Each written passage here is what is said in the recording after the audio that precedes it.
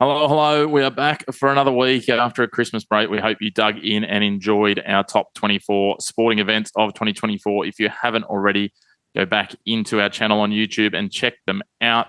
Of course, keep up to date with all of our content and our episodes by making sure you subscribe and hit the bell down below on YouTube. You can also subscribe on Spotify or your other podcast platforms in 2025. And you can follow us on social media, The Chris Mack Show on X, on TikTok, and on Instagram. You can also find the Chris McPherson Show on Facebook. Lots of content coming at you as the 2025 sporting landscape heats up.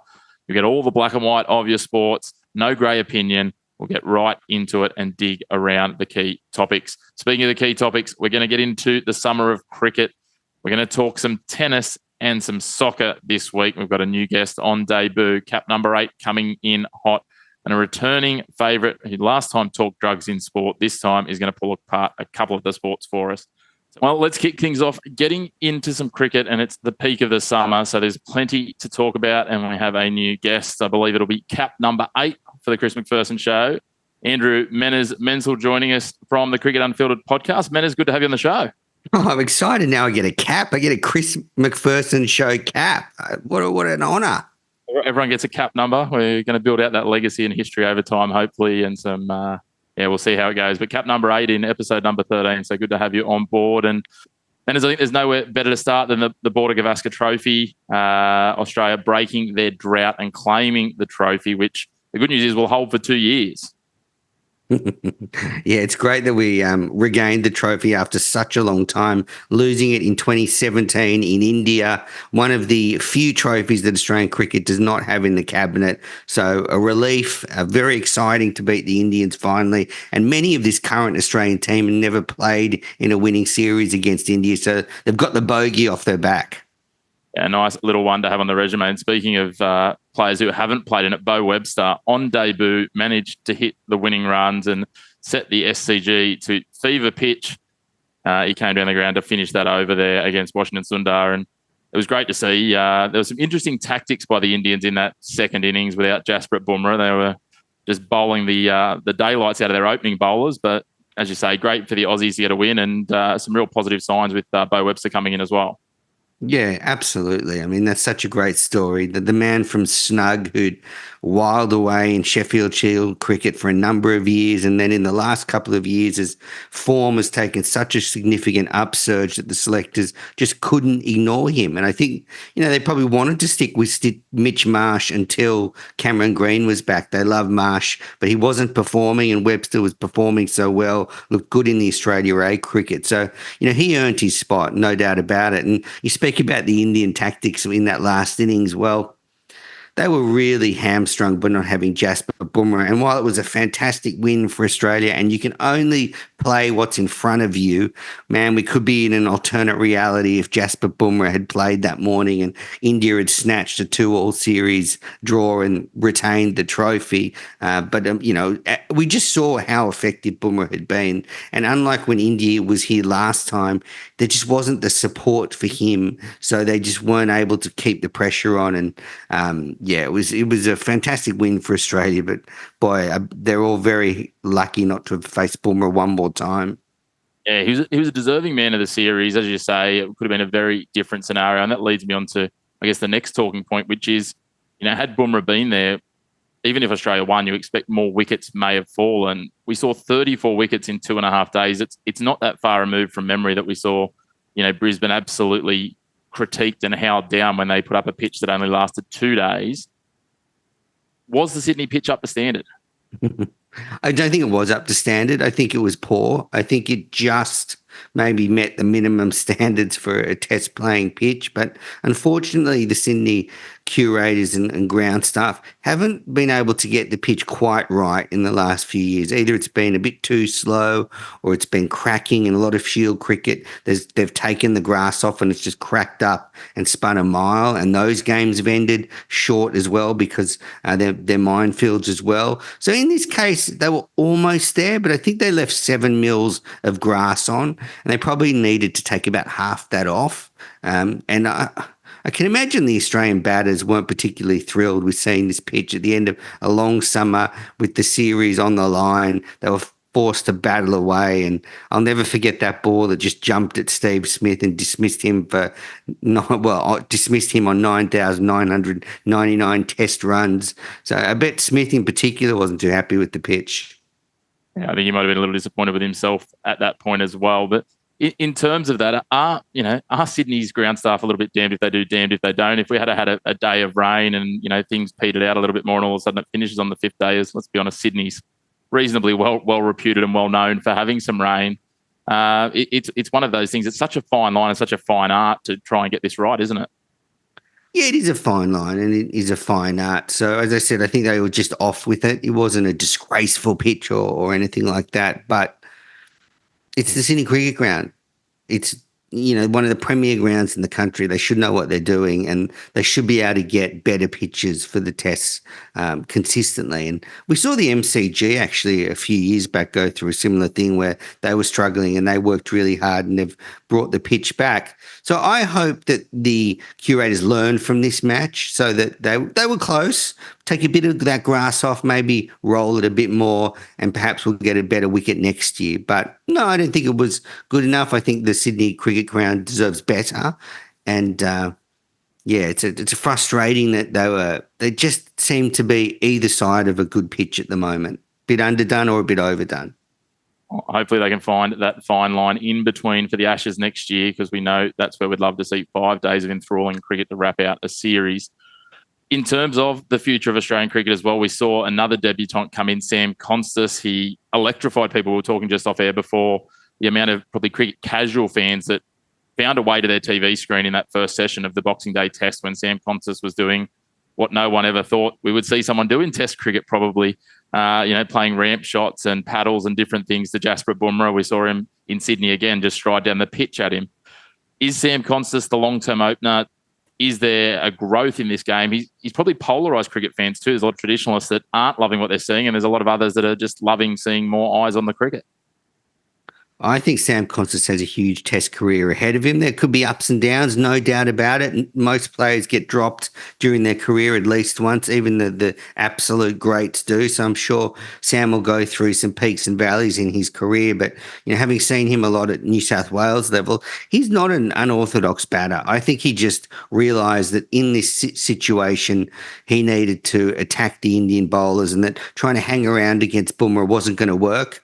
And so decided to take the proactive approach and really go after the Indian attack. And you're right, some of it was unorthodox. I think there was especially that innings in Sydney, that second innings, he probably didn't need to get out giving it an absolute slog like he was. Like it was a pretty ugly shot, lost his shape.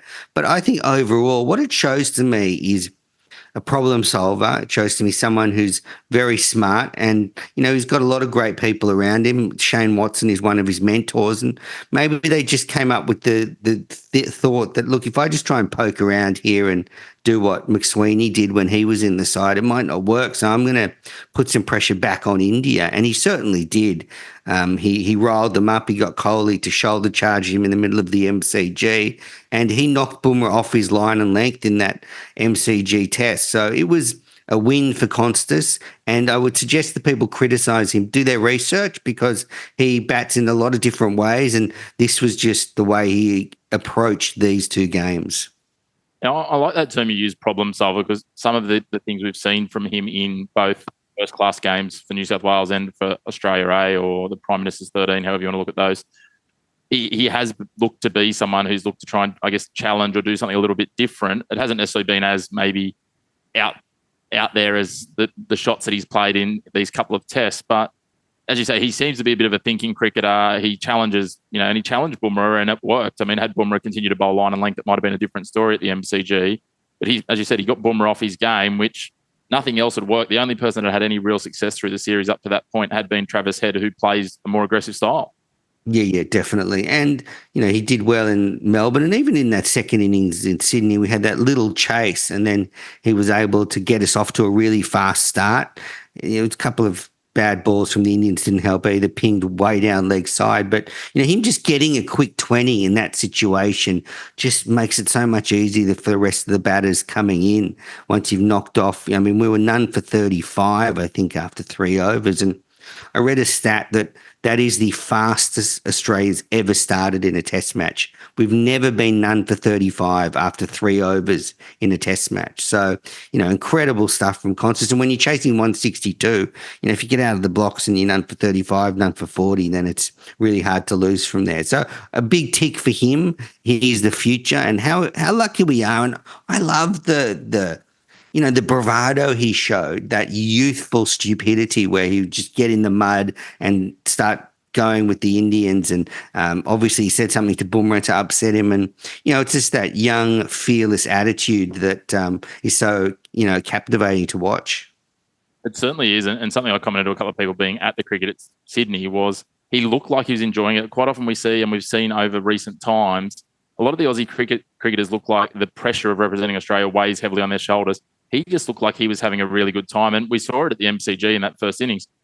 Usman Khawaja relaxed and scored runs at the other end because he looked like it was contagious.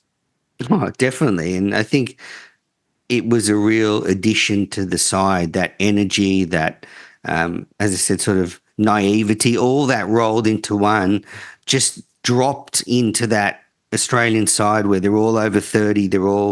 A lot of them have families now. It's a very calm professional environment, and you just drop this little sort of ball of energy into the group. So, good job by the selectors. Speaking of the selectors, Australia now shape up for a Sri Lankan tour. They have no pressure in terms of the World Test Championship, having qualified for the final. Is this a chance, with no Pat Cummins going, under what looks like the likely leadership of Steve Smith, to take some chances and maybe throw in a few more balls of energy or different looks? I absolutely think that's right. And what I think they need to do is they need to think about some of the players that they want in the team in the future. This team is going into transition, and think about, for example, Australia's going to tour India in a couple of years.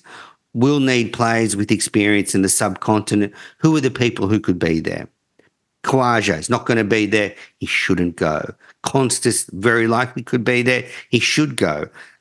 Peter Hanscom, they're talking about taking. Now he's, I think, 33, 34. He could be in India in 2 years, but they should think about, are they better off taking someone like a Nathan McSweeney, who clearly they rate? They could take him to Sri Lanka with an eye to him getting experience for a tour of India in a couple of years. And I think it's really important we use this series against Sri Lanka to blood some players and start to rebuild for the Ashes. We need experience. We need to get just, time in the middle at test level to make them feel comfortable. And I think they have to make some really difficult decisions. Khawaja, I'd be leaving out. It'd be the first one.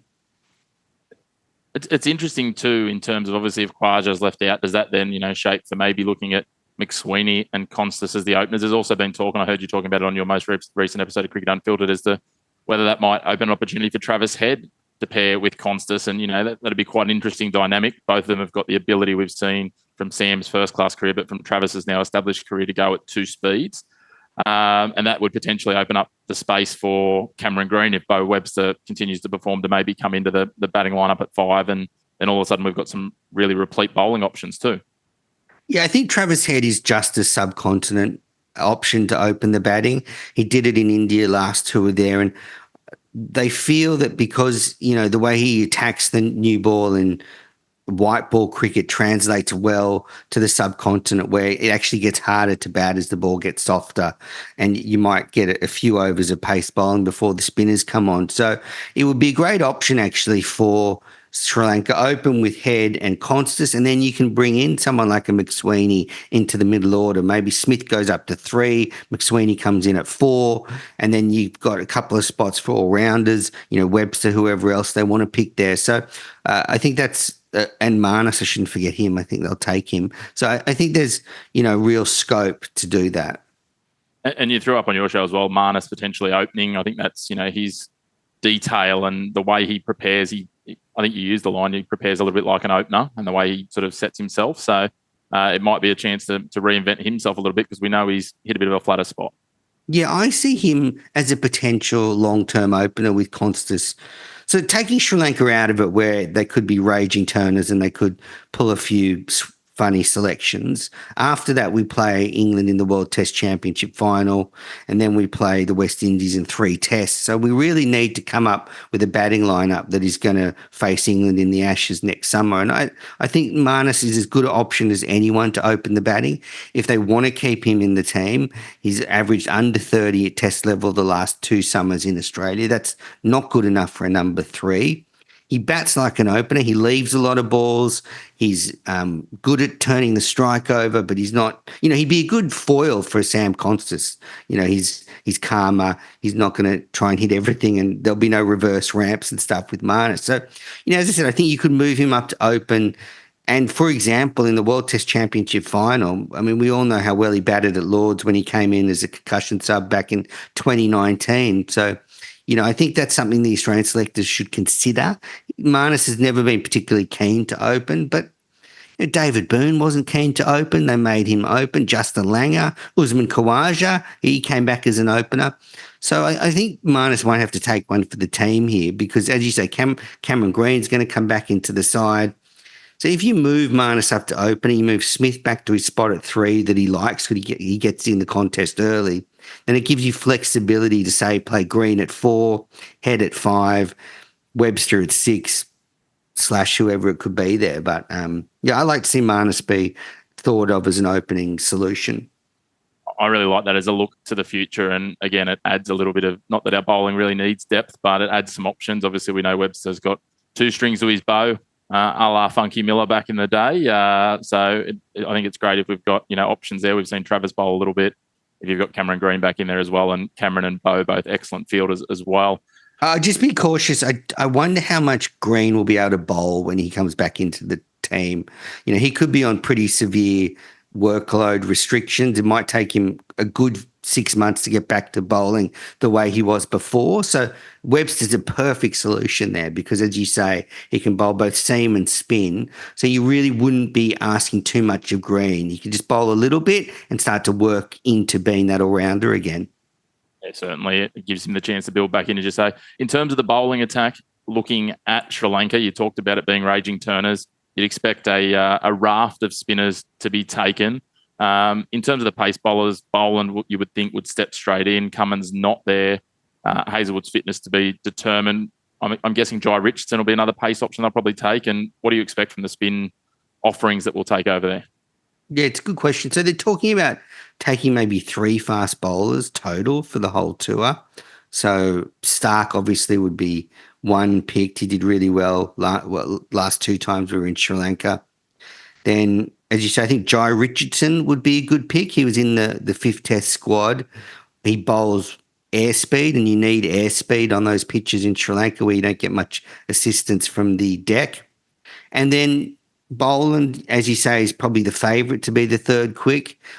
Not sure about Hazelwood's fitness, but, you can imagine Boland and Hazelwood sort of competing for that last spot. And then there's always the chance that they decide to rest Boland and Hazelwood. And if they were to take someone, maybe it would be a Lance Morris who's got a lot of airspeed, or a Sean Abbott who was part of the squad for that last test who can get the ball to swing around a bit.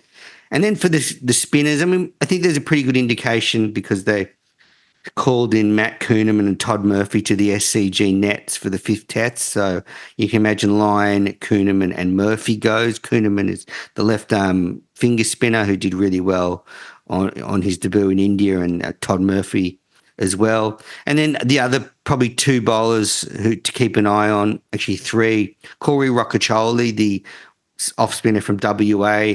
He's someone who they rate really highly. Then you've got Mitchell Swepson. If they wanted to take a leg spinner, he'd probably be your guy. He's done pretty well for Queensland this year.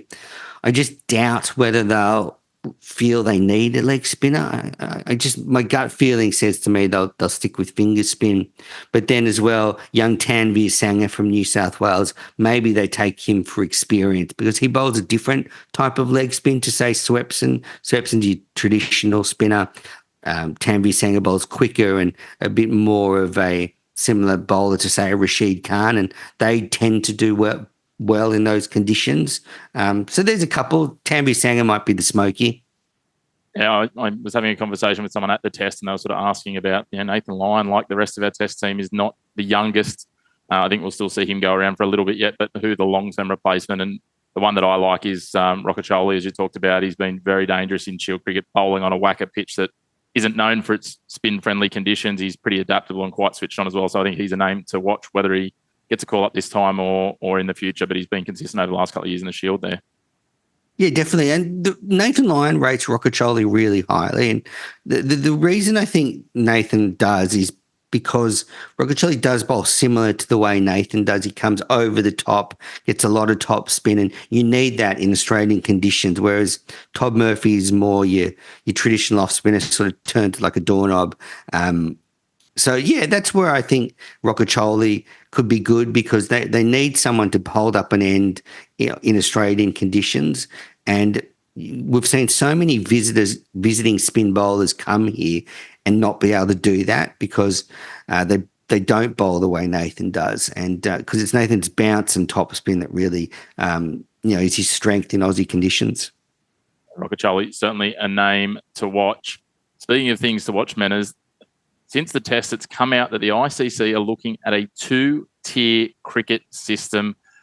The top tier, as you can see there on the screen, primarily focused around the big three, and then the next couple as well, which would be Australia, India, England, New Zealand, South Africa, Pakistan, and Sri Lanka is what's proposed at the moment, or the second tier or the second division. West Indies, Bangladesh, Zimbabwe, Ireland, and Afghanistan. In principle, it sounds like more blockbuster test matches, but does this really put a nail in the coffin of some of these either developing or nations that are sort of sitting a little bit outside the main loop at the moment of the circles that are run by the big three? So I don't mind a 2-tier system if it brings in promotion and relegation, because then you add a lot more interest to every game. And, you only have to look at, the English football leagues, where having promotion and relegation is so captivating, because if you're at the bottom of the ladder and normally your season's over, well, actually there's a lot to play for because you don't want to end up in the division below. So, I'd love to see a 2-tier test system because, at the moment, not all test playing nations are part of the World Test Championship. So this would be a way of bringing in those other nations, Afghanistan, Ireland, etc., and just have it so, the bottom team of Division 1 and the top team of Division 2 swap places at the end of every cycle. And then, that would just add so much to the competition. It would add interest to almost every game. But I wonder if they'll have the guts to do that, because what if it's in England in that final spot? It'd be joyous for me. I'd probably have a house party to celebrate. But, I can't imagine that's what the ICC want, is England dropping into the second division. So I like it if they do a promotion, a relegation. If they don't do that, then I do think it's damaging for cricket, because you're just putting a wall around, the best test nations in the world. There is a feeling, though, that the way to grow the game internationally is through white ball stuff, that T20 cricket is the way to actually get other nations to really develop, and it won't be test cricket. So by doing a 2-tier test system, you're not stopping the growth of cricket, but you are curtailing the growth of test cricket.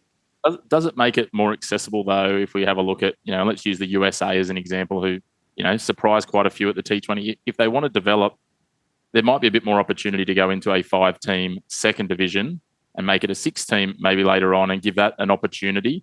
I don't know if that makes it more accessible or not. The challenge I know that also raised, and I'll get you to answer that alongside it, is these teams like the West Indies and Bangladesh, etc., probably those two more so than the others in there, they drive quite a bit of revenue out of those few times they do get the Australias, the Englands, the Indias to come and take them on their home deck and getting people to attend.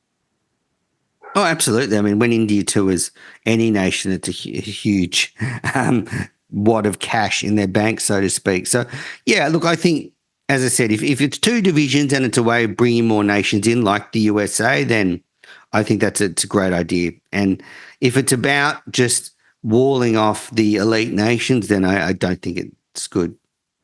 Yeah, I'm going to throw something out there. I know the Six Nations Rugby Union, I know you love rugby sports. Yep.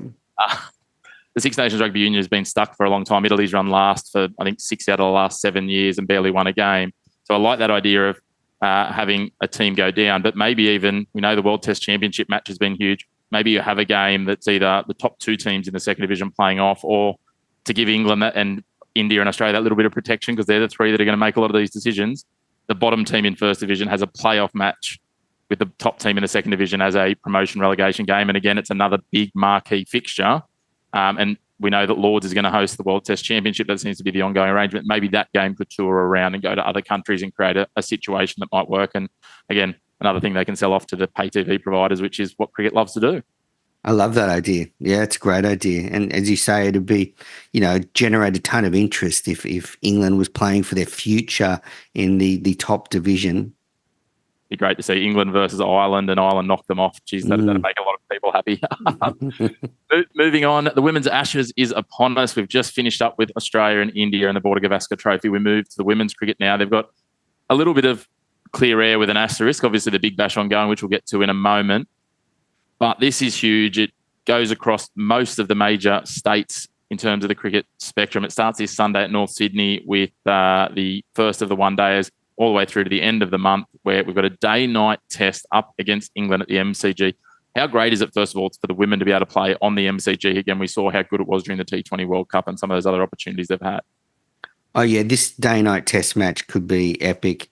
It does clash with Australia's test match against Sri Lanka, so we'll see how that goes. But, it's just a marquee event for women's cricket. And you're right that most of this series will be played in clear air. The men's internationals aren't being played till, I think, January 29, the first test starts. So, we'll get a fair bulk of this Ashes where it can be really reported on. It can get coverage. I mean, practically, I can tell you there's not a lot of cricket reporters around the place that specialize in cricket. So, if the men's and women's internationals cross over like they often do, then it does push the women's international just into the background a bit.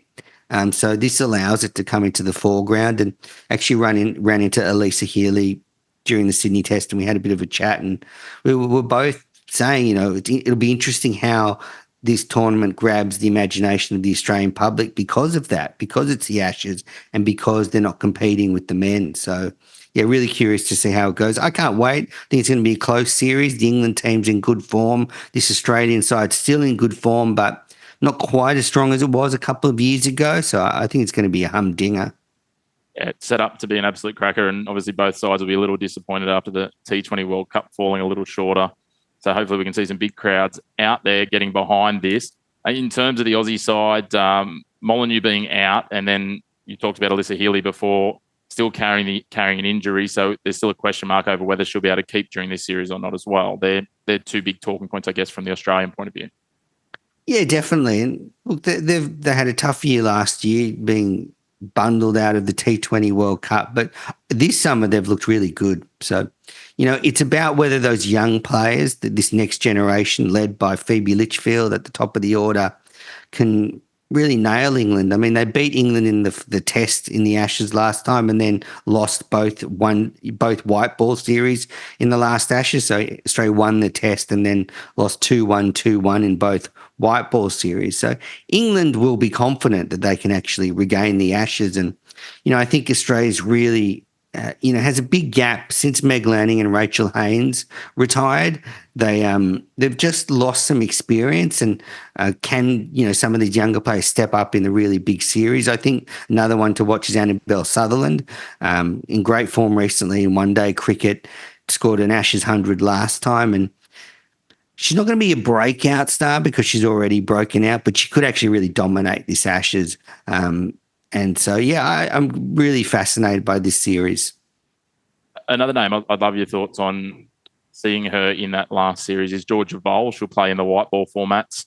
She's as electric as Phoebe is, and have two young stars that are in their early 20s. I think Georgia's 21, ready to roll into that team as, the likes of Elise Perry, Ash Gardner, Alyssa Healy all start to head towards the back end of their career. It is good that the conveyor belt is continuing a little. Yeah. And she's as you say, one of those young players like Phoebe Litchfield. She bashed the door down with really strong domestic performances to get a chance for Australia. And she's a bit of a breath of fresh air, a bit like Sam Konstas is a very energetic character. And, very positive person. So I can imagine her really making a difference too. And it's just, we've seen just the selectors for Australia push a few players out. Jess Jonathan has sort of been pushed into retirement. They just won't pick her anymore. So, the change is on for that team. As you say, Lisa Healy can't have much longer. She's in her mid-30s. So there'll be new young players coming through, and Georgia Vole and Phoebe Litchfield are two very exciting ones. I think I saw the stat the other day. This is Alyssa Healy's 8th or 9th Ashes series. So absolutely phenomenal when you think about it. But the one thing I will is encourage everyone viewing, get out to one of these games. It will be well worth going along. The atmosphere will be great. And if you are blessed enough to be in Melbourne at the end of the month, then get down to that, because it's going to be an historic occasion, that day-night test at the MCG. To wrap things up before we let you escape, Menners, the Big Bash, it is getting into the business end at the moment. And as a very passionate Sydney sider, you would be very happy to see 2 Sydney sides at the top and 2 Melbourne sides in the bottom 3 at the moment. I mean, Melbourne are just a basket case when it comes to the Big Bash. For the Stars, the Stars won, 5 games without a win. That's just shocking. It's shocking in every sense of the word, because the poor performances, but it's bad for the competition to have one team just so bad consistently, and they just can't get it right in Melbourne. I'd like to say it's because they have 2 teams, but Sydney has 2 teams, and the Sixers, have been one of the powerhouses of the competition. So I think there's deeper issues with the Melbourne teams that they need to sort out. The Stars just haven't been able to get it together for the last few years, but you look at the top of the ladder, no surprises to see the Sixers there, but it's great to see the way the Thunder are playing now. David Warner having, come back into the competition. A couple of nights ago, they won a thriller, and he was, really pumped up. That was the game they won over in Perth. He was pumped up when they won. So, he's made a huge difference to that team. And on Monday night, they recalled the veteran Dan Christian, 41-year-old. I'm a bit dirty because he was retired as a Sixers player, but, there was a swathe of injuries for the Sydney Thunder, and they, recalled Dan Christian, who's their assistant coach. He's been playing a bit of grade cricket, and he's been playing a bit of Legends cricket. So, still playing Dan Christian, and he looked pretty good. He took a wicket and scored some runs in his recall. And I guess my criticism or my comments about the Big Bash is that the depth of the competition is really displayed by the fact that a team is recalling a 41-year-old out of grade cricket to fill a spot. So I like the Big Bash, but it's really lost the star power that it had a long time ago. The other T20 competitions, they've just gone past the Big Bash in terms of cash.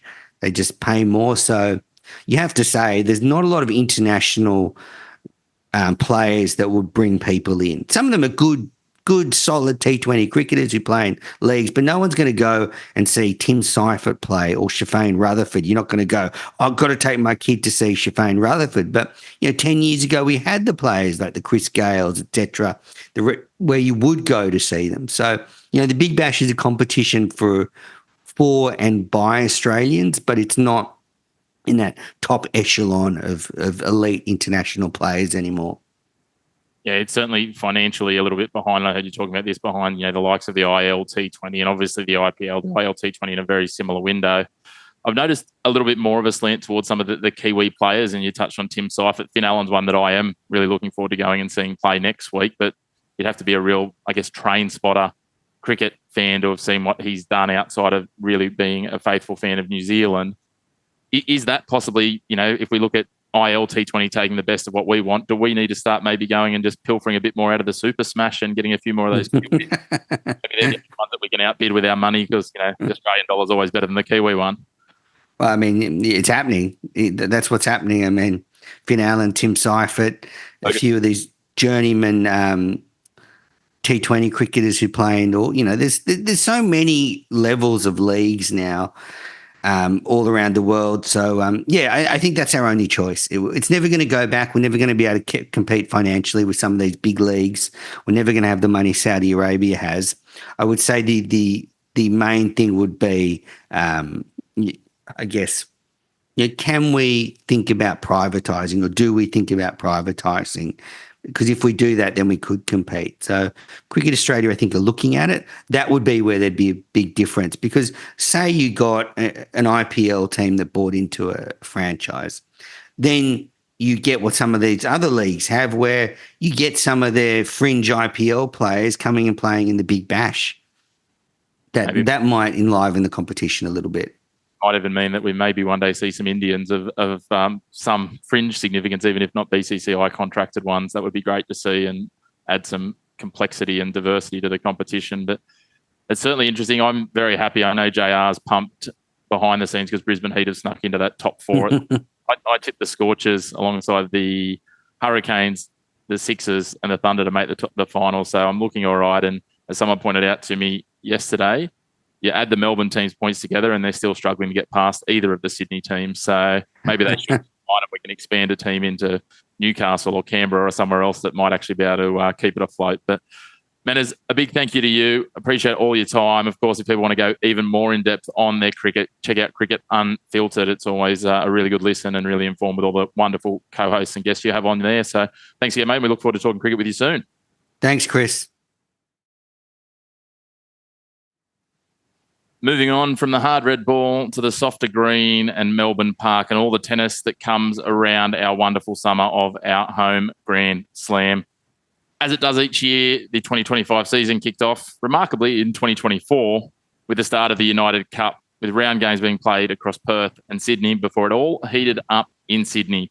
To pull all things apart for the tennis world, we rejoined after a nice little hiatus from our friend from the first serve, Christian Montegan. Christian, welcome back to the show. Thank you for having me, Chris. Appreciate it. Mate, you're going to double up for us today. You're going to dig into some tennis first. And let's start with the United Cup. As I said, it's the one of the wonderful things about tennis. The 2025 season starts in the year before. It kicked off before New Year's in Perth and Sydney. But it all came together with the USA taking out the title. One of the big talking points for me, there's a huge rivalry that's gone on that came to its fore again in this Coco Gauff versus Iga Swiatek. And Coco, finally, I've been waiting for this to happen. Felt like she got the breakthrough. She played phenomenal tennis all throughout, as did Taylor Fritz, to be fair, and they won it in the singles rubbers. It was a great final, but USA deserving winners. And as I said, Coco, great to see her finally break that streak. Yeah, coming into it, Coco had only beaten Swiatek 2 times and lost 11 out of the 13 total. So it was a bit of a mismatch coming in. You thought, okay, could Swiatek perhaps take this in straight sets? But I think on the hard courts, especially, Coco has improved her game against the likes of a Swiatek, who we know is more preferred on the clay. Preferred as the queen of clay. Obviously, 4 titles at Roland Garros. And I just think this tournament, not just the final, but the whole United Cup, I thought Coco was really impressive. Hardly put a foot wrong, really flawless performances.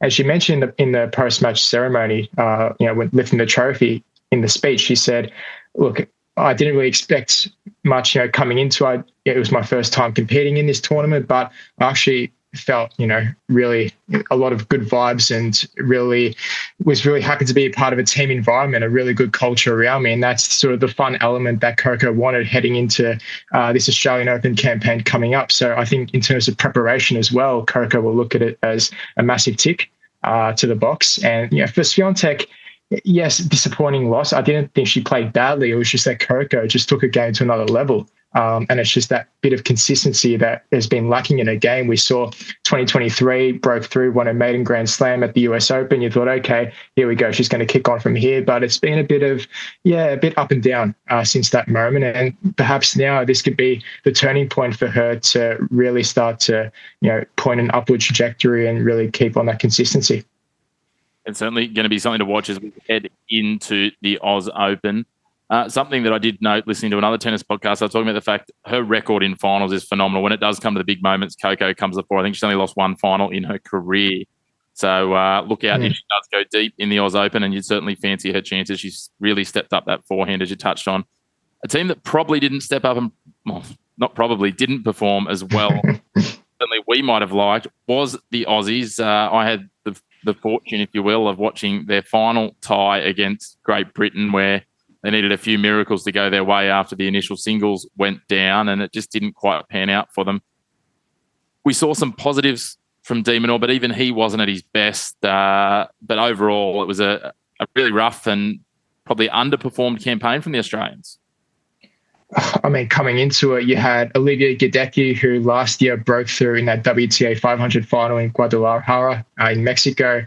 And that was just sort of out of the blue, really. It was like, oh, wow, it's a real blip. And I thought, okay, here we go. But yeah, coming into it, I thought she needs a bit more experience under her belt. And you thought, okay, Alex is going to really have to carry this team if Australia is to reach the knockouts, because Great Britain, they've got Katie Bolter in the singles. So, on the women's side, that would have been a bit tough. And then you got the doubles action, Matthew Ebden and Alan Perez. We know they're double specialists themselves. And then, speaking of, they were actually neglected in favour of Alex and Olivia, which is a real talking point for that crucial mixed doubles decider. Coming into it, it was all sort of mathematics. How many games you had to win. It really, ruffled the head and just scrambled the head to say, how do you work this out? So I think Australia had to concede no more than 4 games or win 7-5, 6-love, something like that. And I thought, yeah, Alex and Olivia, they're great singles players, but that's completely different to combining in a team, for mixed doubles. And Ebden and Perez, yes, they had a very poor game in the opener against Argentina, where that was a shock defeat, I must admit. But yeah, I would have thought you surely still stick to your guns and go with the experience rather than a bit of the unknown. I mean, what are you going to get from Olivia and Alex? Yes, they've got some great individual talent, but completely different to working as a team. So yeah, that was interesting. Certainly was. It was something we were talking about via message while I was there at the match, and it was surprised a lot. To let you know, the on-court host had so little idea about the mathematics behind it that he actually announced before the mixed doubles that if Australia won the mixed doubles, they were through. So it was very surprising to a lot of people in the venue when after the match they said, oh no, Australia will not go through. That confused a lot of people and perplexed a lot of them.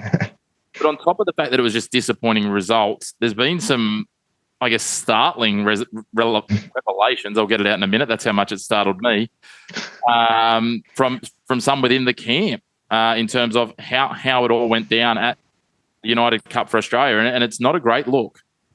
Yeah, so Destiny Ayava, 24 years of age, she's sort of coming back onto the scene after a couple of years out trying to, reform her game and get back to the top, which she is. She's into the back in the top 200, I think world number 195 now. And she came out with a YouTube vlog. Actually, it was about 28 minutes long, dissecting her whole adventure and journey over the week of United Cup. I admitted at the start, yeah, it was a good vibes around the tournament. She enjoyed being around it, but not so much around the team. And she spoke about, poor culture as being one of the eye catchers to say, oh, okay, this is what's going on here. And because in years past, there has been, I guess, a bit of feud, even with Leighton Hewitt about a decade ago with him and Tennis Australia. And people forget about that, right? Now he's mended that relationship. There were talks, obviously the Bernard Tobic situation with him and Hewitt. So in terms of, is there a culture issue inside the camp, whether it's Tennis Australia or it's a broader issue? I'm not quite sure. But I mean, yeah, from what Destiny was saying in terms of the YouTube clip, she was saying that the team never really gathered much. It was just basically rocking up to the matches and playing. She only converged with about 2 or 3 players at most, she admitted. So yeah, in terms of that team environment for this type of competition, that's not what you want, right? I heard Coco and Taylor Fritz say after the final that it was that real team camaraderie that helped them get over the line. They enjoyed the week. They enjoyed being with each other. And yeah, for Destiny, it's a real shame that she didn't feel that same, I guess, positive energy. And I guess it questions Leighton Hewitt's role in all of it. Surely it's part of his role to get the team together with that team bonding. You see Team Italy, Team Poland, all these nations go to the beach. They have, fun activities together. They really bond together. And for Australia, for one reason or another, that just hasn't happened. So I commend Destiny for coming out and being so honest about it, because she could have easily hid under and just not said a word. And she actually admitted in the video, I might actually cop a bit of heat for this, but oh well, I'm going to go ahead with it anyway. So no, props to her for being so open about it. It must be tough to do that, but at the same time, it's good that we are aware and know about it. It's certainly going to be interesting to see if anything comes of it. There was some commentary I saw in response to it where it was sort of suggested that, in Australia, not the only team in this boat, but there might be some disparity in terms of the men's and the women's players. Not that there's an excuse or a reason for it, but you've only got to have a look. And, and you touched on before, there was a lot of expectation of Alex to carry it. And I think we've got 9 men inside the top 100, and I don't think we've got any women inside the top 100 at the moment. So, again, there's other teams. There's teams that have got people ranked in the 600s representing them. Maybe might have been Norway from memory that they've brought out. So there's a couple of these teams where they've got a player in the top 15 or 16 in the men's, and then a player in the 600s in the women's. So we're not the only team that has that. It might be some reasoning, but that's probably even more so for the likes of Alex de Minaur and co. And I'm not saying Alex is at fault here, but to bring them in and bring them under their arm. But it certainly felt like, even watching, that it was Alex and Leighton very much connected, and it felt, and I think you and I talked about this, that maybe Alex might have had some hold of the reins of the whole team rather than Leighton steering it. So it'd be interesting to see whether Tennis Australia takes some things on board here and make some improvements, because you certainly want the players to be enjoying it, because the two teams that made to the finals, yes, had 2 top players, but it seemed to be a good time that they were having across their tournaments when you watch them and the way they were going about it, both Poland and the USA. Yeah, because I believe Alex, for example, he was actually the one making the decisions. It was actually Leighton Hewitt behind the scenes who was, acting as more of a support role, which I actually didn't know coming into the tournament. I thought Hewitt was part of the decision making. He actually picks which teams go out. But I think it was Todd Woodbridge in the Channel 9 coverage that, no, it's actually Alex who has the final say in terms of that mixed doubles game, which is why eventually he ended up playing with Olivia. And yes, you can't take away, he bleeds green and gold, right, Alex? We know he loves playing for his country, all for it. But at the same time, you've got Matthew Ebden, world number 13 in the men's doubles, Alan Perez, world number 13, women's doubles. She just played in the WTA finals. Like, is that a bit of disrespect there? Are you not trusting your rest of your teammates? And as for Destiny, I think she knew coming in that she wasn't going to receive much game time, because Olivia was on the up. There was a lot of expectation around her coming into the 2025 season. And she admitted that afterwards. She said, if my advice for future, if you're not the number 1 ranked player, run. She literally said that, just go run. And that's fair enough, because otherwise for this preparation into the AO, you need a couple of games under your belt. Luckily, Destiny won her qualifying match yesterday, which is great for her. But in terms of the average player, you need that. Yeah, you need a couple of games under your belt. Otherwise, how are you supposed to prepare properly for the first Grand Slam of the year? An interesting one. And you have a reigning gold medalist from the Olympics sitting on the bench as a cheerleader. The other one I want to ask you about before we quickly do move on is, speaking of if you're not the number 1 player, the USA, they had the highest ranked number 2 singles player, Danielle Collins, just sitting there. Like, I'm perplexed.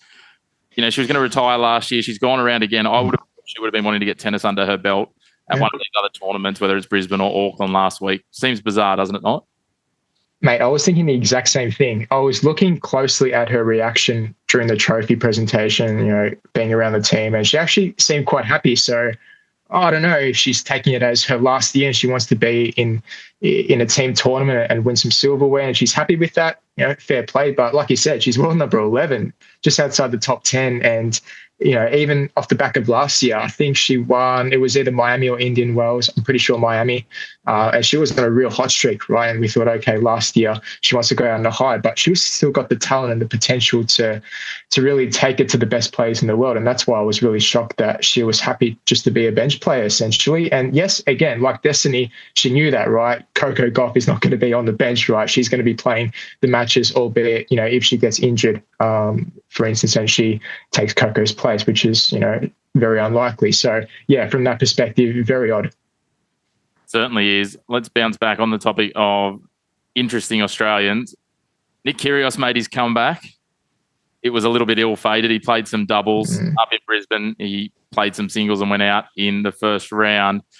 But that's not where he's created controversy. He's decided to take umbrage at Cruz Hewitt having a hit with Yannick Sinner. We've seen Nick Kyrgios come out and, some drive-bys on Sinner and Swiatek around, the drugs in sport concept. And he's got some, in typical Nick Kyrgios fashion, some strong views, unsurprisingly.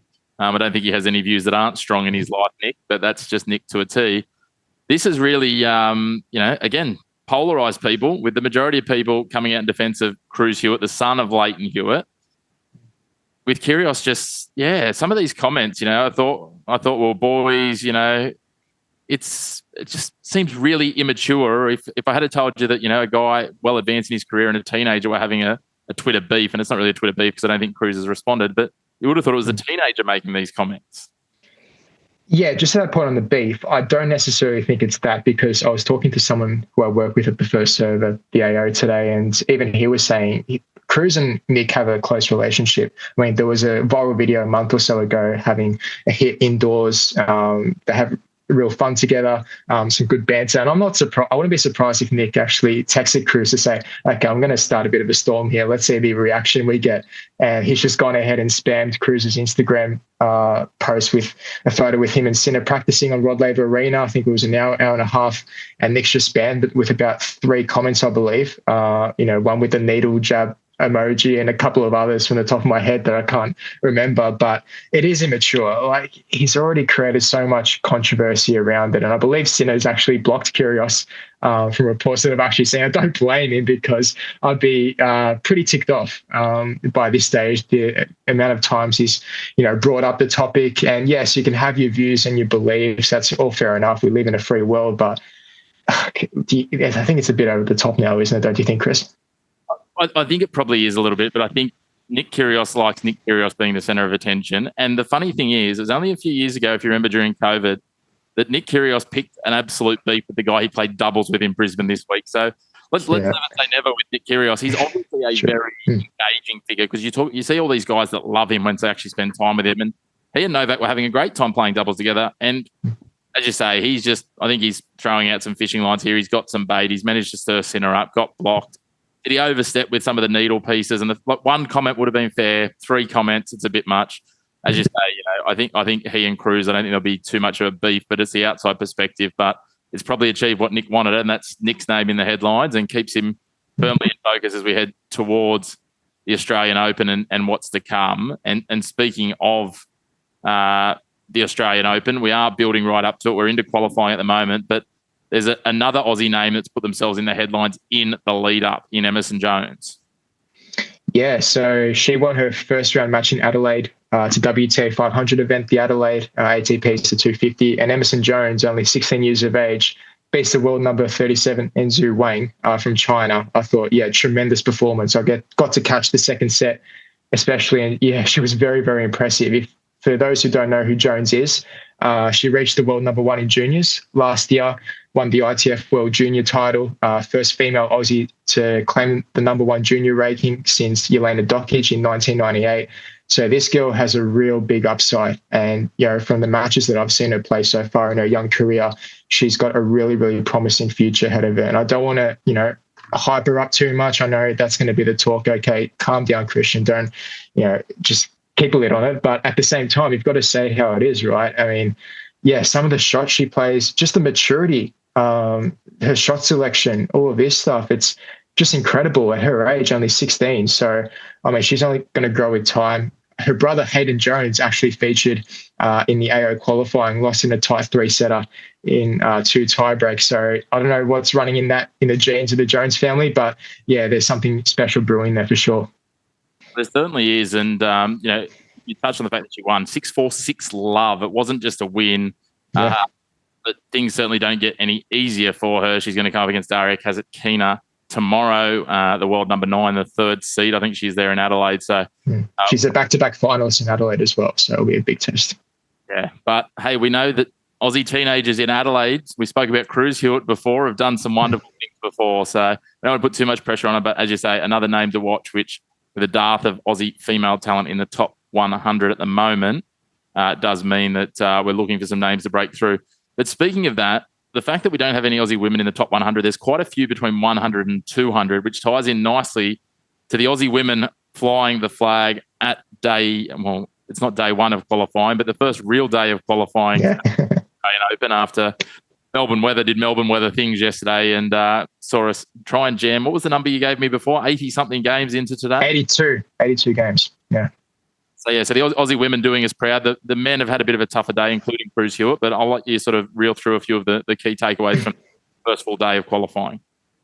Yeah, so I think obvious real headline was Cruz Hewitt because Nicholas Basilashvili, he's actually a top player. He's been injured for quite a bit. Made the final of the Masters 1000 event about 3 years ago.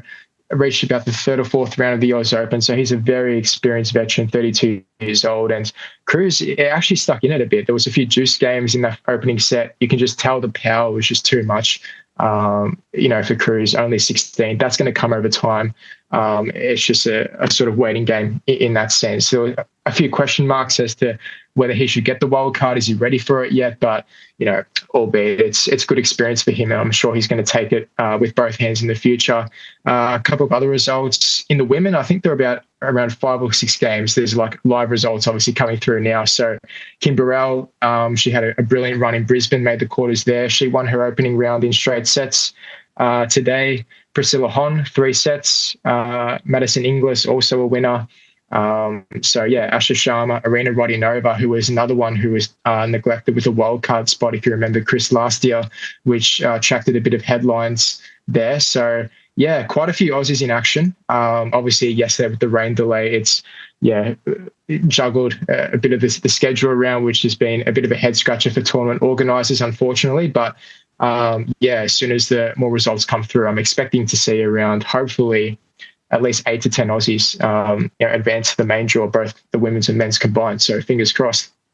Yeah, you touched on the Aussie men not going so well. Another one that we were sort of keeping an eye on, Jason Kubler bombing out. There's a few others that are still to play, but it's interesting. I was looking at the women's as well. The number 1 seed from qualifying already out, Alicia Parks, who's a name that we've seen do quite well at some of the bigger tournaments in recent times from America. Another name, Sarah Arani, going through. So watch one name that I don't know whether you did mention, speaking of King Kyrgios and him liking controversy, the king of tanking, Bernard Tomic, did what Bernard Tomic did and bombed out pretty quickly. Yeah, it was a straight sets, another one. Faced a 21st seed Slovakian, lost 6-3, 6-1 on Kia Arena. And it's like, he's probably just coming for the prize money. I'll take the 30 grand or whatever it is for losing first round of qualies. But I'm thinking to myself, it was like 12 months ago where he said to the public, I really want to propel back into the top 200, top 100. He's sitting in top 200 now. He's actually done very well in terms of the challenger events and trying to really boost his ranking again. So credit to him in that sense. But when it comes to these crunch matches, sometimes it's like he doesn't want to be there. And we've seen this story over and over again in years past. And it's like, when's the time to hang up the racket and look towards a new hobby? Because at this point, he's just chasing the check and the dollars, to be honest. So that was unfortunate there. I just want to touch on also Alicia Parks, what you said as well. I think preparation is big, right? Because she made the semis of Auckland. She's always had to travel from New Zealand to Melbourne. It was about 24 hours, not even, disparity between her semi-final and her first round qualifying match. So I think players just have to be wary of, not too much tournament game time, just really spread out your schedule. If you know you're going to be playing qualifying, just be careful about that. And to be fair to her, being the number 1 seed, she probably expected a couple of players to drop out, so she got into the main draw. Probably still will happen, most likely so. But at the same time, you got to juggle your schedule. It's always the interesting piece of tennis. We've seen it before when, you win a tournament and you've got to roll from, travel multiple hours to get to the next one. And to be fair, on the other tournaments in the lead up, we saw Riley Opelka retire in his final with a view that it looked like, to be fair, I think he might have been doing exactly that and managing himself, knowing full well that, his game needs to be absolutely on if he's going to stack up to 5-set tennis when he relies on a big serve. So it's interesting to see. It's a juggle as always, but the great thing is we are looking forward to the Oz Open. The bread and butter of it is only just over a week away when this episode goes live. So look forward to digging into it. And if we can eke you away for a window at some point during the Oz Open, I'm sure we'll have a little catch up or a little bit of a live drop in on one of our social medias to keep us up to date with what's happening. Some thoughts maybe, mate. But a big thank you. I'll let you go and rehydrate, switch kit, and we'll come back with a bit of round ball action, hey? Thanks, mate. Appreciate it. Well, moving on to the round ball action, we are rejoined by Christian Montegan, this time wearing his round ball Australia hat, a bit like myself and our regular Mr. Consistent, who's off gallivanting in the nation's capital, Lockie Abel. You're a man of many talents, Christian, so thank you for jumping on. And I know football is almost as close to your heart as tennis, and you spend a lot of time digging into it for round ball. Yeah, definitely. Obviously, the Australian Open's kicking off now, so I've been a bit more invested in that, but that doesn't mean I'm not keeping up to date with the latest football news, so keen to delve into it. We won't dig into Serie A because we'll be here all day if we get you going. But let's League men's to start with.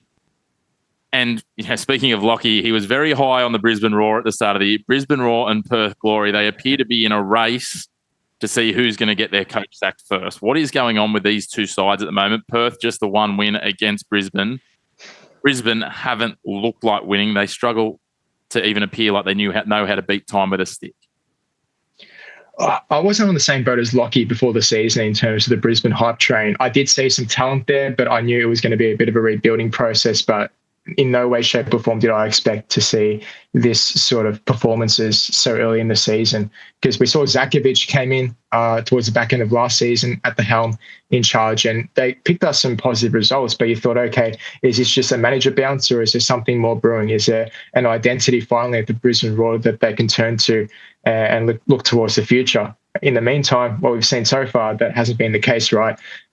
In previous press conferences, Zakovic has been coming out and saying, yes, we've been dominating a lot of games, which is great, but what are they actually doing with that possession, right? It's meaningless possession at times, right? Passing it around the back, and there's just no real clear-cut ideas, especially going forward, right? So, and defensively, they look a bit of a shambles as well. So it's like, what is Zakovic doing there? What are the club waiting for? Do they want to see out the season just with negative results, or do they want to get a new coach in ASAP and try and turn it around? And the sooner they get a new coach in with a new vision for the club, then the better, right? We know that Brisbane are a club for the past couple of seasons now who have invested a lot in the youth side of things, which is great.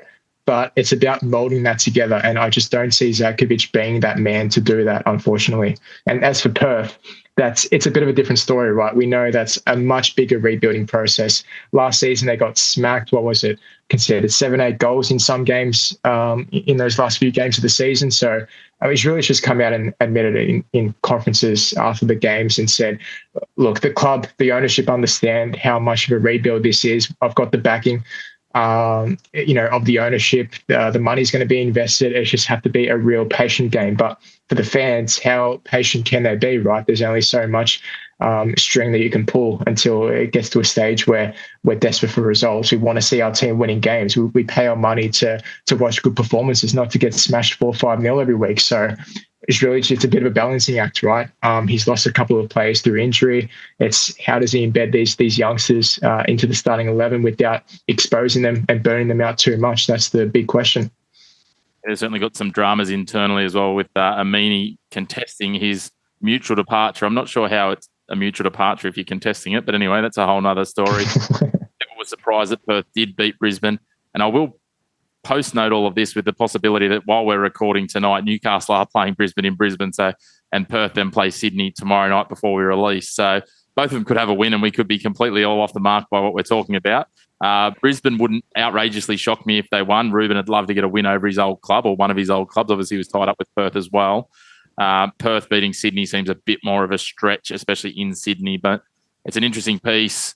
If they don't get that win, Brisbane, then it starts to get a bit tough. They head to Melbourne next week, then they take on Sydney, Western Sydney, then Wellington and Newcastle again. So it's a bit of an interesting run, and that probably gives us a transition into the next team, and that is Wellington, who's just above that cluster of three teams at the bottom. Did my eyes deceive me, Christian? It was only a few weeks ago Wellington and Auckland were the top two sides and the toast of the league, and New Zealand understood football and Australia doesn't. You look there, one win from their last 5 games, and that was against Newcastle, which, realistically, if you beat Newcastle, Perth or Brisbane at the moment, I don't think you can really count it as form. Yeah, for sure. I mean, it wasn't too long ago, like you mentioned, we were saying New Zealand have overtaken Australia, right? They're owning the league, or Auckland and Wellington up the top. But yeah, all of a sudden, Italiano, for whatever reason, has just been struggling to grasp, tactically the way to go about some of these matches. We go the previous game they played on Friday, I believe, against Melbourne City. We know when they play away from home, Italiano likes to set up more defensively. He's mentioned that before, even last season, where travel-wise, he takes that into real consideration. Okay, fair enough. But you look at the City side, right, with all the injuries they've got on their roster, Naboo, Lecky, some of the younger guys as well. It's like this team can be get at, right? I mean, I understand your philosophy and your way of approaching games away from home, but go about with a bit more attacking intent. I think they only had about one shot at goal for the whole game, not a shot on target. So, and we saw that similar story last season, I believe, against Victory at Amy Park, where they had the same exact stat in terms of shots on target. So Yeah, from that perspective, it's very strange, especially a team who needs to get wins on the board. If you're going there just to nick a point, I mean, what does that say about your finals ambitions and what you want for the club, moving forward? It's a head scratcher. I do still have faith in Italiano. I think he does have the ability to turn it around. IQ wise, he's very talented. Even in his press conferences, Jacob will touch on it from round ball that, he goes really in depth. It's someone like Jacob, it's his, absolute dream just to go into all the ins and outs of what he wants to try and do. It probably gives the opposition too much information. That's probably why Wellington have been struggling so much. They've been probably found out a bit. But no, I've got faith and confidence that they can definitely turn it around, especially in their home form. They're very tough to beat over there in Wellington. They've had a tough schedule as well. They've played a couple of derbies. So I think with a run of easier fixtures, if you want to call it that, then I think they'll be back on track. Yeah, I think it'll be interesting to see. They've certainly got the ability and the cattle to turn it around if they can get things going. And I was chatting actually to a former coach, one of the NPL sides here in New South Wales, RPL Leichhardt, during the week. And he talked about the time when, going way back to when Chiefy was at Blacktown Spartans there as the head of technical. And he said, he's one of the most astute football brains. And I can imagine he and Jacob, if we locked them in a room, we probably wouldn't let them up for about a week while they talk tactics. But again, if you want to get that sort of in-depth stuff, Round Ball Australia, go over there and see Jacob. He's at the helm at the moment of the show. Lockie's left him unsupervised and unattended. It could be very dangerous. Speaking of New Zealand, though, Auckland's still really setting the pace. Adelaide have been on the move up, and Melbourne Victory keep doing Melbourne Victory pieces. So it's hard to believe. As we said, Auckland and Wellington were nipping at each other's heels only a few weeks ago. Now there's 10 points between them. They've got the target on their back, and they've had a couple of little bumps, but they're continuing to charge on. And I think all three of those sides you'd expect to continue pushing up and leading this ladder for some time to come. They've shown their best and been consistent at it across the opening third of the season. Yeah, we saw Auckland towards the first, I believe, 4 games. They played about 3 games at home. Chiefy came out after the first derby and said they've actually been a bit lucky here. To Steve Corica, wasn't too happy about those comments, and there was a bit of back and forth banter there. So I think Auckland, they're starting to really settle in terms of the home and away scheduling, the travelling, all that sort of stuff. Because again, it's a new side role. We saw a decade ago when the Wanderers came in. No one expected anything really. I mean, new team, they're going to finish bottom of the table. That's what we were thinking, some of us, for Auckland. It was a bit of a, we'll just play some mid-table for our predictions, so we don't really know what to expect. But to Corica's credit, he's really galvanised this group and gotten a real identity. Unlike some of the bottom teams like Brisbane that I was touching on before, you can tell their patterns of play. Hiroki Sakai has been an absolute massive in that defence. Bombing down, the attacking flanks, just the defensive unity as well has been really solid. Besides the odd game, obviously Western United losing that 4-0, but all in all, I think they are a real threat for a championship. And look at another team like Adelaide. I mean, I think we're all thinking, okay, when's the drop-off going to happen? But no, to be fair, that hasn't happened yet. They've only lost 1 game this season. It should have been last night against MacArthur, 10 minutes to go. Snatched 2 late goals there, which I don't know how on earth they pulled that one out of the bag, but they did. So I think it goes to their mentality as well, which was, again, in question last season. In those tough moments, Carl Viet, does he have the know-how and the experience to, in those tough moments, turn it around? 2 seasons ago, Adelaide was sitting in finals. Everything was looking rosy. But when the going gets tough, when the back's against the wall, later on towards this season, we'll really start to see Adelaide's true colours, I think. So, I think the pack as it is, it's not too surprising. Probably besides Adelaide, I wouldn't have had them there in second. I don't think anyone would have. And then you've got, a team like Victory, like you mentioned, who are a bit inconsistent, but with the departure of Patrick Kisnorber, I think that is to be expected, to be fair to them. All in all, it's going to be a very interesting race in that top 6 positions. It will be interesting to see what happens in that coaching realm. We saw Mark Milligan announce that he's departing overseas during the week, so we'll continue to watch that. Speaking of teams that aren't where you'd expect them, you said Adelaide. Sydney still sitting outside that top 6. They're sitting in 8th. They haven't lost in their last 3, but they were lucky to get a draw against the Jets. The Jets imploded in Newcastle on the weekend. They led 2-0 late into the game and did what only Newcastle seemed to know how to do, giving up a point. Fortunately managed to take away 1. It looked like at very late in the game that Sydney might even try and grasp that win. Are Sydney, we talked about Newcastle not being a real measuring stick. Are Sydney still a little bit of a mess, do we think? Or are we starting to see some improvements and they're heading in the right direction? at the moment? Has Uffy got them going where he needs to, and will we see them back into the finals? Well, I mean, they're in contention at the moment. They're nipping at the heels, but there's win outside the six. Yes and no. It's hard to say because one of my burning questions coming into this round was the absence of Douglas Costa. Picked up another injury, so I believe he's out for 6 to 8 weeks. It's a pretty serious injury. So, I mean, they had that same problem earlier when they lost Costa and Joe Lolly for a few weeks, right? And we thought, okay, they're going through this rough patch. Do they need those 2-star men back to really propel them in terms of the attacking third? Because they were lacking a bit in terms of the creative side. Klimala wasn't getting quite the service compared to obviously when Costa and Lolly were there on either side of him. So, yeah, to not have a player of Costa's quality, we've seen a few of his assists already this season. I know he's not an out-and-out goal scorer, but just in terms of the creativity he provides to this team, it is a massive blow. There's no sugarcoating it. And at the same time, it is against Newcastle, right? You know full well, Chris, of Newcastle's struggles this season and in years past. If Sydney want to be contending for, top 6, the championship, let alone, they've got to be getting 3 points in these games. And to only be getting, 4 wins out of 10 so far this season, it's a slight worry for Tally. And perhaps he needs to move around the magnets on the whiteboard, on the training pitch and in the dressing room to turn it around. Otherwise, yeah, it's going to be a real tussle for that top 6 spot. And I wouldn't have said that about Sydney because, a lot of people had them as finishing in first place before the season started. It'll be interesting to see. They've got the perfect run now to build some form. Perth this week, midweek, they go into the Central Coast at home, into Wellington away, into Brisbane at home. You'd have to think, if you're a Sydney fan, if you're not picking up at least 9 points, if not going through that run undefeated and extending that undefeated run to 7, then you're probably not a genuine finals team.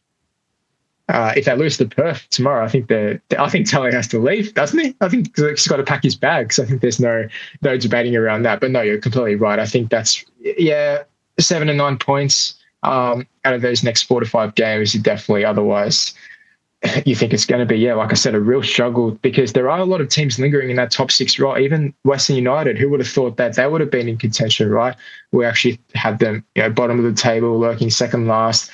Extremely young side, but they've shown a lot of character as well, and they actually beat Sydney at Allianz. So, yeah, for Sydney, I think it's about getting their key players back, getting some real consistency together. Because don't forget they'll be playing in Asia soon again in the ACL too, in the knockouts. So it's going to be more competition for them, more games, perhaps more injuries to deal with for Tally. So it's these games right now where you don't have those run of fixtures that you've got to take advantage and get the results. So let's see what happens. Certainly. Speaking of Sydney playing Perth, and we touched on Newcastle playing Brisbane, we've got games Tuesday and Wednesday. I'm not sure what round it is at the moment in the men's or the women's football, and we'll get a bit more into the women's in a moment. We're in round 11. The men's is sort of going in order, but I think there's some round 17 games thrown in because of Asian commitments and different things. So round 11's midweek, round 12 wrapped up on Monday, round 13 on the weekend. The women, they're halfway through round 9. Round 10 was last weekend. Round 11's next weekend. The good news is there's lots of football, so that's not a problem. But am I the only one? I get that it doesn't work perfectly, and I know that, lots of the European leagues do it as well. But I don't know. Is there a solution? Do we need round numbers? It just seems like mayhem. It's lots of football, which is probably the best thing out of it, but it's a bit confusing, right? I've never seen round numbers for a rescheduled or postponed game overseas, like a Premier League. I don't know about you, but they just play the game, right? For me, seeing all these numbers pop up, it's so confusing. It's like, which one's which? Have I missed the round? Have I missed the game there? It's like, I understand, the concept and the Asian Champions League games and all of that stuff, trying to, put all the fixtures into a really productive time slot. I get that. But yeah, at the same time, it's very weird. I see now round 17, Melbourne City actually playing now against Western United, 0 after 30 minutes. So it's like, where do you look? It's games all over the place. I think it leans back into like our final system that we have and America have. It leans back into our propensity in our other sports, and they have structures like that work cleanly. Football, with the fact that you can play, rugby league and AFL, you can't play 2 games in 4 days. You can't play 3 games in 7 days. It just doesn't work. The natures of those games. So maybe we just let it go. It doesn't really matter what the round number is. But anyway, speaking of that, let's look ahead to round 13. Friday night, I've seen this marketed as a derby, which might feel a bit dirty as a Victorian. But Victory versus Western United. Western United, as we touched on, in good form, undefeated in their last 5 games. Victory, we've seen some of their best. We've seen some of not their best. If we see the best of both these sides, this is going to be an enthralling way to get our Friday night underway. Yeah, these teams played a few weeks ago, and Victory, I believe, got up on top 3-1 at Amy. I think, yeah, like you mentioned, I think if both of these sides are at the top of their game, we've seen Western United the past few weeks, they've really come into their own, right? I think a lot of questions before the season about, is Aloisi the right man to take this team into this sort of new chapter of the club, new stadium being built, a young crop of players, youngest squad in the league. So, but to be fair to him, he's done a really outstanding job so far. Like the way they attack it, they're aggressive, counter-attacking football, just really going after it. And they've got nothing to lose, really. You look at their team, no one expected them to make finals, and that's a real advantage to them, right? But if I look back on the game a few weeks ago against Victory were just, I think, not in cruise control, but close to it. I thought they controlled the game really well. But at the same time, this is a completely, how do I say, revamped Victory side, if you want to call it, without Kiss Norbo, Arthur Dobbs coming in as the interim manager. Who knows how long he's going to be coaching the side for. So a lot of question marks. And I saw also last night, Jason Gary, I think, is on his way to Japan for a move there. So yeah, there's a bit of movement within Victory because if it wasn't for those disruptions, I think Victory would be right up there contending in that top 2 position. But unfortunately for them, it's going to be a bit of a dogfight, I think, with a few of these teams like Sydney. So yeah, for Western United, I think I look at this game on paper and think this is a big opportunity. Yeah, they've been giant killers. They've knocked off Auckland and Sydney in their home dens. I know that, they've shared their home ground, Amy Park. They've used it as their own home ground a little bit, but that would be a nice little hit list or kill list if you're Western United to have knocked off all 3 of those teams before the midpoint of the season in away games. Speaking of teams that need to keep winning, we talked about Sydney before. They'll play Perth before this show comes out. They need to win that one. And you feel that at absolute worst, they need to take a point from the Central Coast with how close that bunch is. But realistically, 3 points would be some huge momentum. If they could pick up 6 points in sort of 4 days, that would be a really big piece for Sydney in terms of righting their ship. Oh, for sure. And the confidence as well. I mean, let's tick Perth off as 3 points. That's no disrespect, but you look at this Central Coast game. Yeah, I think you've probably watched more Mariners than I have, Chris. I'm not sure, but I'm looking at them the past couple of weeks. They have picked up a bit. We saw them in the Champions League in the group phase. I think they've got a couple of games to go, but just watching them, even in that tournament, they look really underwhelming, just a completely different side from last season. And Mark Jackson, you can tell in his press conferences, just seems really under the pump. He's sort of lost for answers to the point where he's calling out a few of his players. If you remember, I think a couple of weeks ago during that Christmas break, he said publicly, look, I gave my players a few extra days off to be with their families, but they abused that privilege, and I'm going to have to speak to them and get back to the drawing board. So there is a bit of, not turmoil at the Mariners, but a bit of uncertainty around whether they can sort of get back off from last season, because don't forget, they were treble winners, right? It's like we've completely forgotten the remarkable season they had, and they've just gone a real nosedive since then. So yes, they do have the talent on paper. It's can they put it all together? And again, like Western United, this is a big opportunity against the Sydney side who are struggling to string together results. This is going to be a big clash. It is a big clash. It's going to give a lot of momentum if either side can take 3 points from it. We'll wait and see. Speaking of big clashes, it's a big trip for Auckland. The first time they've had to head to the Wild West. There's probably not a better time to head to Perth. Even Newcastle went over there and scored 4 goals recently. Their first distance derby. It'll be interesting, though, because it will be a very new experience for them in handling the travel. However, I think they're going to very much take it in their stride. I think Corica can afford to rotate his players a bit, again, with all due respect. I think Corica has to look at it that way because, yes, it's going to be big travel. The team isn't going to be used to this distance, whereas Wellington are. They've been obviously in the league for over a decade now, so they're full accustomed to it, whereas Auckland, yeah, they've got to get used to it. And I just don't see any chance at all how Perth get anything from this game. I think from a Perth standpoint, their number one goal now is just to keep games as respectable as possible and really show fans that they're actually building towards something, not just getting completely wiped off the park every week. Because when you see those types of performances without the heart, without the determination, it's like you're telling fans essentially that you're just writing this season off. And whereas, yes, they're not going to make finals. Everyone knows that, but you want to be building towards something, right? And I think that's what I want to be looking from this Perth side from now until the end of the season. But in saying that, Auckland have way too much for Perth. I think they need to just focus on trying to just keep some pride, as you say, keep off the bottom of the ladder, which, at the moment they've done enough to do so. But it's going to be an interesting piece. And they have a real vibe of a park football team that it's almost like with the amount of players they seem to be releasing at the moment, they must look around the change room some days, in the lead up to match day, just going, well, we actually have a full squad today. We'll wait and see. It'll be interesting to see who takes the opportunities of some of these released players and what ends up coming of it. But as you say, a bit of pride for the Perth fans won't go astray. So hopefully they've got some fight against Auckland. Before we wrap up, mate, let's have a quick dig into the women's game. We'll cast our eye back. Friday night, last weekend, Newcastle headed to Western United. There was a lot of controversy first. There appeared to be a foul in the lead up to the first goal, and questionable or interesting refereeing decisions highlighted the dub round last round, and we'll talk about the Canberra one in a moment as well. But Newcastle, it was marred by controversy at the end. Natasha Pryor, normally one of the more composed, we saw her debut for the Matildas recently, got a straight red card for what it seemed at the time from what was passed back to the commentators was perceived as abuse addressed to the assistant referee. Pryor then came out and said or the club came out and said it was in response to some offensive language, which we understand to potentially have been homophobic slurs that have come from the crowd at Western United. Pryor's now accepted a 2-game ban or her red card.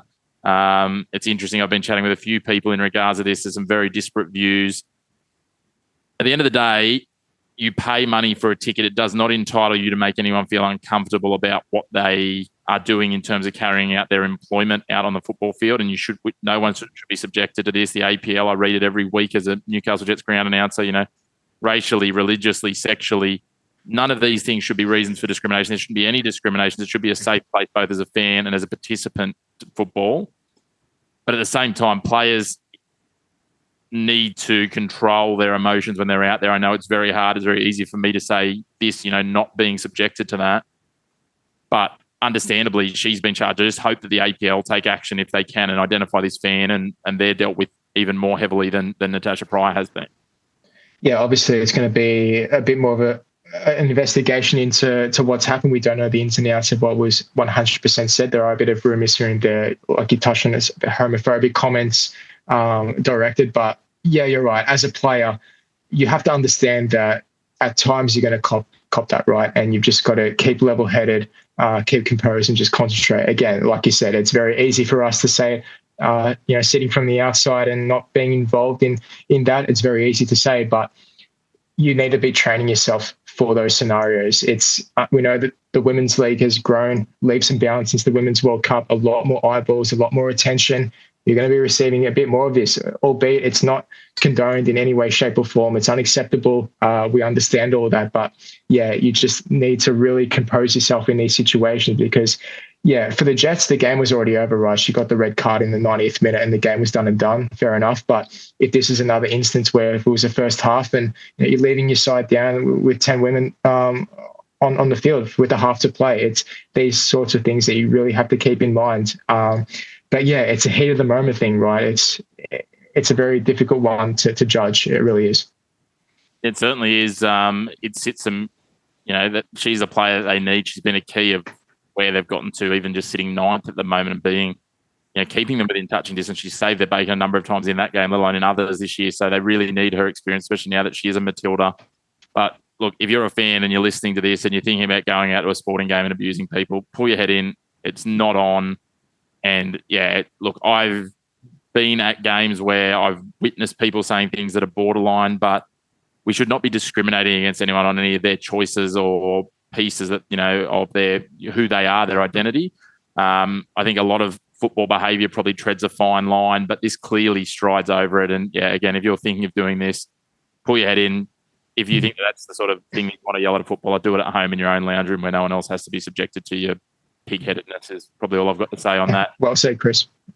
Moving on in terms of it, as I touched on, Canberra found their way back to the winner's circle, a controversial, what looked like to have been a handball going to Michelle Heyman. At the end of the day, she's Michelle Heyman. She keeps scoring goals, but Canberra going to the winner's circle. Brisbane, after an absolutely red-hot run, fall and give a bit of gap to Melbourne City at the top.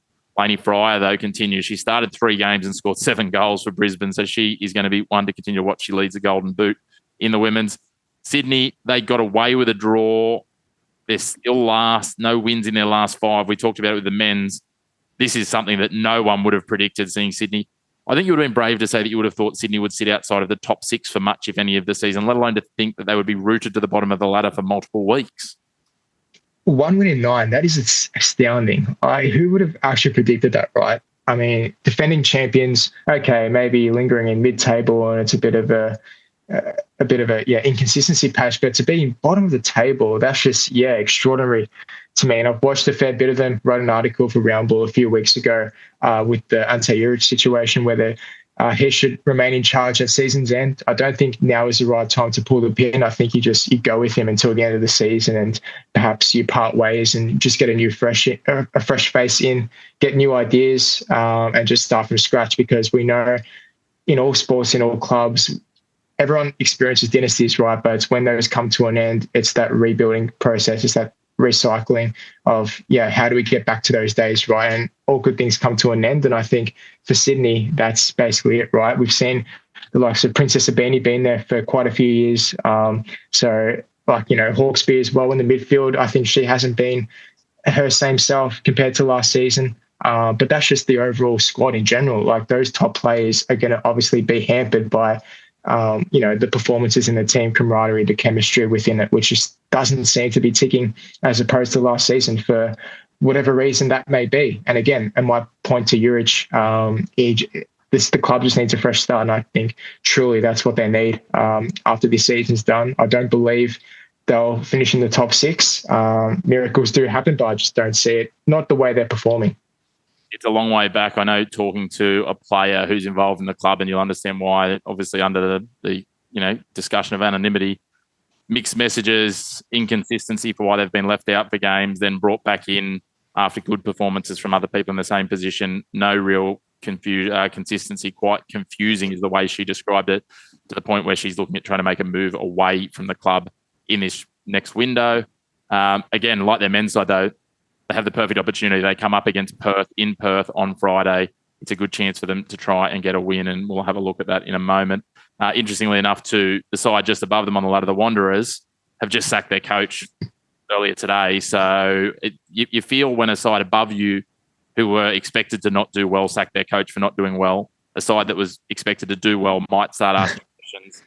But maybe those trophies do just hold Europe with a little bit more leeway. But we'll watch this space and see how it unfolds. It's certainly going to be an interesting one. To wrap up the recap of last round, can someone please tell me what the hell happened in this Victory and Wanderers game? It was 1-1 at halftime, and then there was goals flying left, right, and centre. All of a sudden, Wanderers, they managed to come back and get a draw against one of the top sides in the competition, and then they've sacked their coach. So not only what happened in that game, but surely that's not the game to sack your coach on the back of, when you've only, it's only the 4th game you've taken points from this season.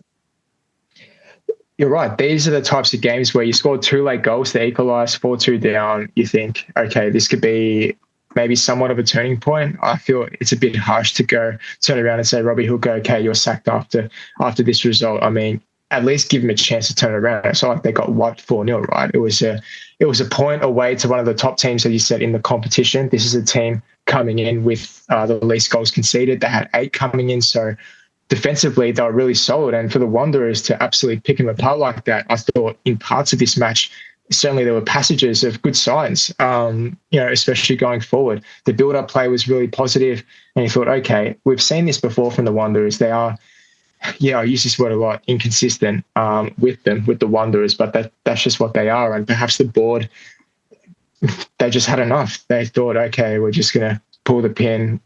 We just want to see something completely different. And let's just see who they get in full-time for the next coach. But it's not the first time, because last season, if you remember, they sacked Kat Smith, I believe, a week out from the season, and they appointed Robbie Hooker. So, these sackings are new to the Wanderers women's side. I'm just intrigued to see who they get in next. It's interesting. They went something like 7 hours without a goal. They've taken 5 points from their last 4 games. It looks like they've found form, and all of a sudden, again, they knocked off Western United, who are one of the top tier sides. They've got a 5-1. They've got a draw against Sydney in their last few games. Yes, they had a draw against Perth. They lost to Adelaide last week, but Adelaide are a pretty decent side this year.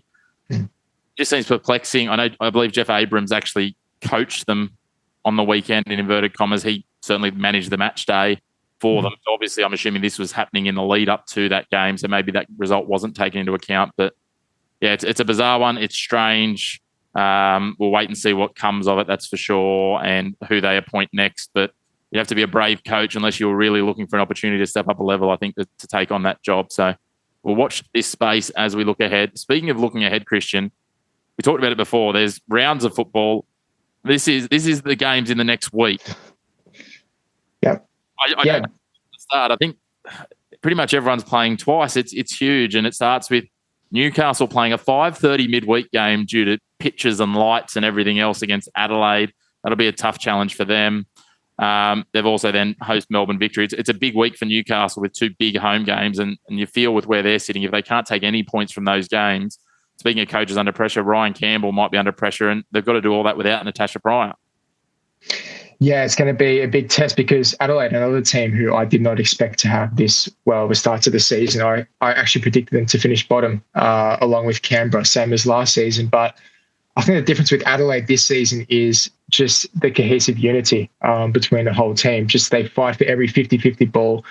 They win their challenges. And it's just that those dirty work, the one percenters, those little things like that have really helped them get on a good run of form since round one. And I think they can definitely continue it against Newcastle. Obviously, you mentioned Pryor will be suspended for this one, a massive out for them. Albeit at the Jets' home ground. It's going to be, it's a tough one to predict. I don't know. I might stick my head out and say a draw. But yeah, it's going to be a tough one. And then obviously with the run of fixtures, like you said, it's a bit of a competitive disadvantage, you'd say, Chris, with you got, I think, 6 teams playing twice, and you would have 4 or 5, 4 teams playing just the once throughout the week. So, I mean, in terms of tired legs, does that play a part in the discrepancy of the competition? I'm not too sure. I think they've all got to be caught up at the end at some point. So it'll be interesting to see how that happens. But yeah, it's interesting. Like Sydney go to Perth, that's their only game, which is probably fair considering the travel that's involved in that. Perth don't cross to the East Coast. Some interesting ones, though, that I look at is Brisbane. We talked about they had that blemish against Canberra. Tamika Yallop was named Player of the Month for December, and understandably so. Brisbane absolutely electric, 14 goals in their previous 2 games, that Canberra game. They come up against Melbourne Victory, which will have occurred by the time this releases, which is second versus third. One, if they both get a draw there, they close it within 3 points of Melbourne City, and then Melbourne Victory instead have got Newcastle. But then Brisbane head from a home game on Wednesday against third place to an away game on Saturday against first place. It is a huge week for Brisbane. Massive. I'm looking ahead to that next week against Melbourne City because they'll be having one eye on that first place, right? But at the same time, you've got to do your homework on Victory and really focus on that game. This could be a real banana skin for Brisbane one way or another because they've had such a near flawless start to the campaign. Again, to my surprise, I did not expect this, considering last season's form and in terms of the coaching situation there, it was a bit of a mismatch, if that's the right word to use. But yeah, you look at this game against Victory. Victory again, they're sort of like the men's. It's like you don't really know what you're going to get from them at the moment. That game against the Wanderers is a perfect example. They should have went out in that second half and really finished them off, the Wanderers that is, but just couldn't get it done defensively. A few question marks there. But yeah, I think Brisbane at home, I'll tip them to have a bit too much for Victory. You mentioned Liana Fryer before. She scored a wonder goal a couple of weeks ago against Western United, I believe it was. She's in absolute cracking form. Tamika Yallop as well in the midfield, shoring things up. So they've got that balance of youth and experience there to their advantage, and I think they can pose as a real threat to both Victory and City. It's just, is that going to be too much to handle within the space of 7 days? We'll have to wait and see. Always an interesting one, how teams handle short turnaround. Some teams thrive on them. We saw MacArthur went on a real run last year when they were just playing lots of football and not having to train in between when they were playing the AFC Cup in the men's. Interestingly enough, Brisbane have only lost 3 games this year, 2 of them to Canberra United, who don't sit in the top 6, and 1 to Wellington, who sit 6th. Wow. So they haven't played Melbourne or Adelaide, and that's their run over the next 3 games. So basically, in a period of about 11 days, they play all 3 of the other top 4 sides. So we'll know a lot more about Brisbane and how they stack up come another week and a half's time. But that's certainly going to be interesting as we watch this all play out over the coming weeks. The other one I want to talk about is Canberra. Canberra and Western United, both just the one game in this cycle. Two teams that have been, a little bit hard to get a read on. We talked about Western United, good performances. We've also seen them ship 5 goals to Western Sydney. Canberra were finding ways. I think I talked about it on Roundball Australia's website. They were finding ways up until last week to turn 3 points into 1 and 1 into none, which is a unique but not desirable skill set. They managed to get away with one on the weekend and claim all 3 points in a game they probably should have lost. Hopefully they can turn that around. This will be an interesting one because Canberra drop points here and don't take anything from it. It's starting to get a long way back. We're at the midpoint of the season essentially in the women's. They'll play 22 games this season, so they need to keep that momentum going now. Canberra and Western need to kind of become a bit more consistent. Yeah, this is probably a good spot for Canberra to pick up some points again against a Western side who are struggling in that transition phase. We've seen in games past where a team like Canberra will love to hit on the counter attack, right? Use the likes of Michelle Heyman up front. They've got Maya Markovsky as well. A lot of weapons up there, a lot of pace that they can utilize. And Western United, I just feel as though, at least this season, they've really struggled to combat that. Coming at them. Defensively, they've just been a bit of a shambles, and that's not a Cat Smith-like side.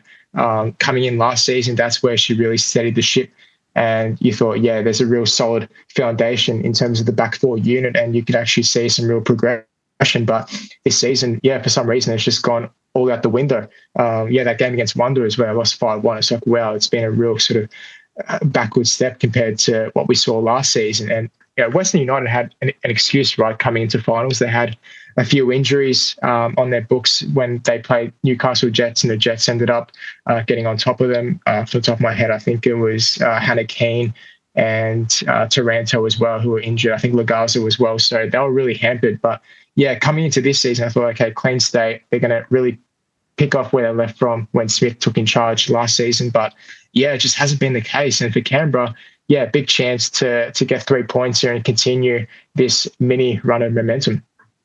It certainly is. And you touched on Taranto. Obviously, she made her return on the weekend from that injury, which is great to see Adriana back.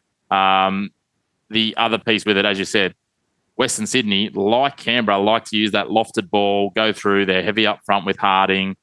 We've got Michelle Heyman and Maya Markovsky. It's exactly how they scored that goal that, I still think has an asterisk next to it from the Brisbane game. It's in the scorebooks now. Just lobbed it forward, let Heyman do her work one-on-one with the defender, use a bit of pace, use a bit of touch, and put it into the bottom corner. So Cat Smith and the team will need to be up to it. The one thing is we will not be short of football this week. We look forward to it. A big thank you to you, mate. Of course, if everyone wants to dig in more to football, get some more detail, Roundball Australia, both podcast and website, whether you want the podcast or the written form, there's lots there, lots of content continuing to flow, multiple podcast predictions on the YouTube channel as well, and we'll link some of that in the show notes. But a big thank you, mate. Wearing both your hats this week and jumping on some reasonably short notice, so we appreciate it. And enjoy the Aussie Open and enjoy the football. You probably won't need to sleep for the next 3 weeks. Thank you, Chris. No, I'll be up at about 3 a.m. for press conferences. We know the 3 a.m. finishes for the Australian Open anyway, so I'm sure there'll be a couple of those. And looking forward to it. We'll touch base soon. Thanks, Christian. Well, it's been a big episode, lots to dig into, lots to pull apart, so much happening so early in 2025. A huge thank you to Andrew Menczel. You can catch Menczel and all of his cricket takes at Cricket Unfiltered. You'll be able to find it in the show notes below. His podcast is the in-depth cricket knowledge you need. And, of course, Christian Montegan. If you want to catch up on all of his tennis, you can check out his articles on the First Serve, and the First Serve with the team across their SEN coverage covers all the tennis across all the summer and throughout the year as well. Plenty there for you to dig into. And if a little of Christian isn't enough and you want to check him out with some football coverage as well, Roundball Australia, you can see him and our regular co-star Lockie Abel there, the podcast, as well as Roundball Australia's website with all the written content. So plenty to dig into. As we said off the top, make sure you follow all of our social media channels as well to keep up to date with the show. Share the show with some of your friends as well. You can catch us at The Chris Mack Show on X, on Instagram, and on TikTok for all of our snippets, content, and plenty more. And you can get in touch with us on all of those platforms as well as sending us a message on Facebook, The Chris McPherson Show there. Make sure on YouTube to subscribe to the show down below. You can also like the video so that we can continue to spread our word. And, of course, if you want to stay up to date with when all our episodes are dropping, hit the bell down below. and keep yourself up to date. A big thank you to you all for tuning in. Let us know what you thought of the show in the comments below. And feel free, as I said, to reach out via those social media channels and let us know what else you'd like to see, who you'd like to hear from, or what you'd like us to be digging into in the sporting landscape as we give you all of your black and white on sports. No grey opinion until next week.